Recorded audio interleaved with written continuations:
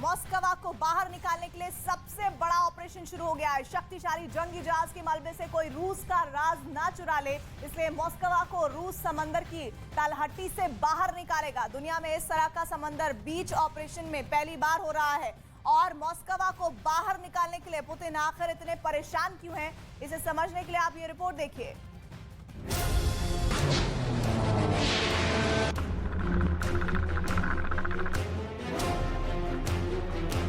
काला सागर में रूस अपना सबसे बड़ा ऑपरेशन करने जा रहा है।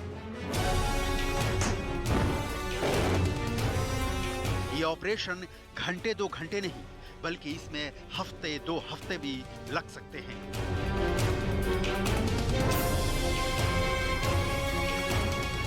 समंदर के बीचों बीच होने वाले इस ऑपरेशन के लिए रूस के कोस्ट गार्ड का दस्ता कूच कर चुका है।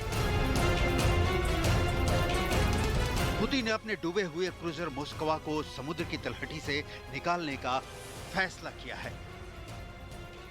इसके लिए रूस काला सागर को मथने जा रहा है। लेकिन सवाल है क्यों? डूब गए मॉस्कवा को निकालना पुतिन के लिए इतना जरूरी क्यों है? सवाल नंबर 1, मॉस्कवा को रूस क्यों निकालेगा? सवाल नंबर 2, मॉस्कवा के साथ ऐसा क्या डूबा है जिसे निकालना बहुत जरूरी है? सवाल नंबर 3, क्या मॉस्कवा में न्यूक्लियर सामान है जिसे निकालना बहुत जरूरी है? सवाल नंबर 4, क्या मॉस्कवा से रेडिएशन की आशंका है? सवाल नंबर 5, क्या मॉस्कवा में रूस का कोई बड़ा राज छिपा है? सवाल नंबर 6, रूस कैसे निकालेगा मॉस्कवा? सवाल नंबर 7, इतना बड़ा जहाज कैसे निकाला जाएगा? सवाल नंबर 8, क्या मॉस्कवा का ऑपरेशन मुमकिन है? इन सवालों का जवाब मॉस्कवा का ऑपरेशन शुरू होने के बाद काला सागर की लहरें देंगी, क्योंकि मॉस्कवा तभी निकल सकता है जब ब्लैक सी की जलराशि की तरंगे और मौसम इसकी इजाजत दे। हम आपको ये बताएं कि इतने बड़े जहाज को निकालने की तकनीक क्या होती है, उसके पहले ये जानना जरूरी है कि रूस ने ऑपरेशन मॉस्कवा के लिए अब तक क्या किया है। रूस ने महाशक्तिशाली मॉस्कवा के मलबे को दुश्मनों से बचाने के लिए 110 साल पुराने जहाज को तैनात किया है।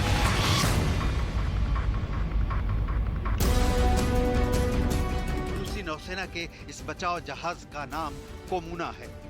कोमुना पूरी दुनिया में किसी भी देश की नौसेना में शामिल सबसे पुराना जहाज भी है।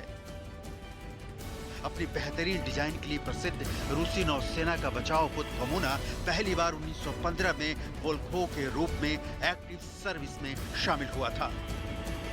कोमुना ने रूसी नौसेना के बाल्टिक फ्लीट में सबमरीन टेंडर और बचाव जहाज के रूप में काम किया है।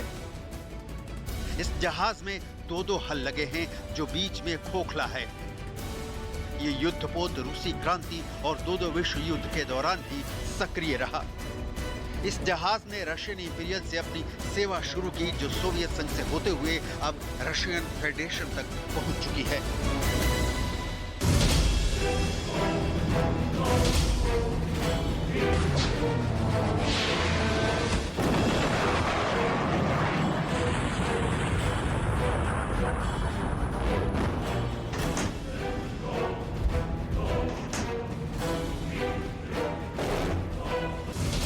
अप्रैल 2022 रूस के सबसे ताकतवर जंगी जहाजों में से एक मॉस्कवा ने इस दिन काला सागर में जल समाधि ले ली। यूक्रेन ने दावा किया कि उसने ब्लैक सी में रूस की नौसेना को प्रचंड जवाब दिया है। यूक्रेन ने दावा किया कि उसने नेपच्यून क्रूज मिसाइल और तुर्की के बायर कतार TB2 ड्रोन की मदद से रूसी क्रूजर मॉस्कवा को डुबो दिया है।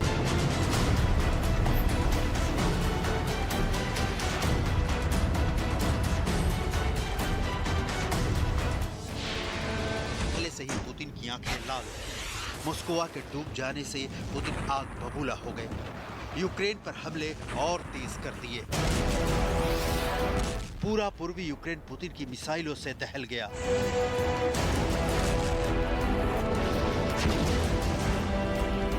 पहले तो पुतिन को यकीन ही नहीं हुआ कि ज़ेलेंस्की के मुट्ठी भर सैनिक मॉस्कवा जैसे बड़े जहाज को डुबाने की ताकत रखते हैं।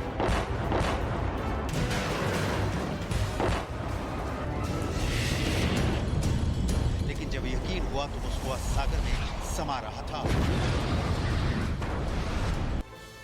और पूरा रूस ही नहीं पूरी दुनिया इसे देख रही थी। मॉस्को का डूबना पुतिन की युद्ध नीति पर करारा प्रहार था। लेकिन जंग में सिर्फ कमजोर नहीं मारे जाते, ताकतवर भी निशाना बनते हैं। आपके जहन में ये सवाल आ रहा होगा कि युद्ध में ये होता है, लेकिन अगर हथियार कुंद पड़ जाएं, तबाह हो जाएं, तो इतनी चिंता क्यों? क्यों पूरा रूस चाहता है कि मॉस्को बर्बाद ही सही समंदर से सतह पर आ जाए?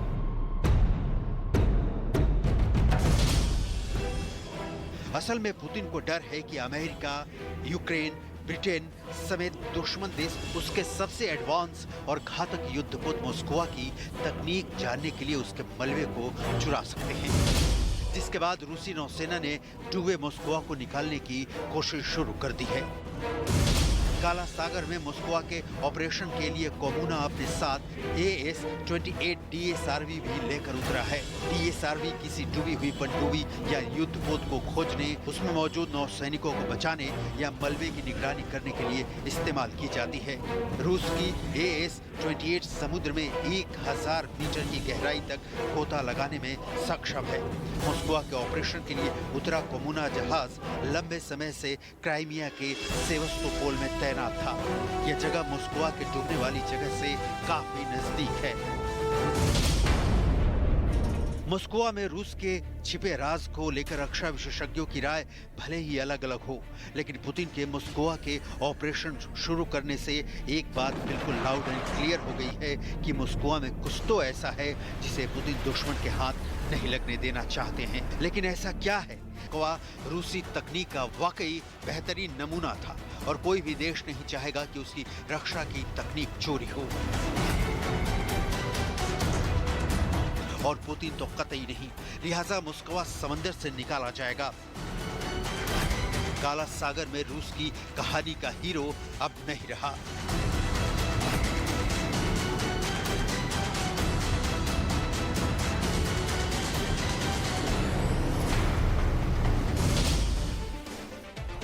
मॉस्को मतलब रूस के काला सागर बेड़े का सबसे शक्तिशाली युद्धपोत, जिसकी लंबाई 186 मीटर और ड्राफ्ट 8.4 मीटर था। इस युद्धपोत को बनाने का काम 1976 में शुरू हुआ था, जिसे 1979 में लॉन्च किया गया। मॉस्को क्रूजर का डिस्प्लेसमेंट 12,490 टन था। मॉस्को को पहले स्लाव के नाम से जाना जाता था। मॉस्को प्रोजेक्ट 1164 अटलांट क्लास का प्रमुख जहाज था। अब सवाल ये कि आखिर इतने बड़े जहाज को समंदर की गोद से कैसे निकाला जाएगा?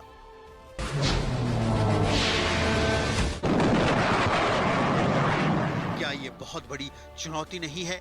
ये समझना बहुत जरूरी है।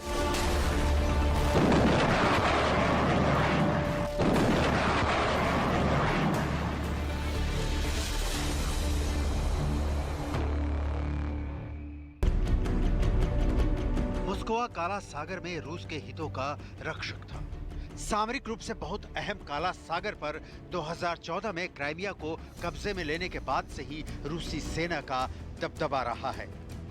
काला सागर में रूस के नौसेना बेड़े हमेशा ही प्रभावी रहे हैं।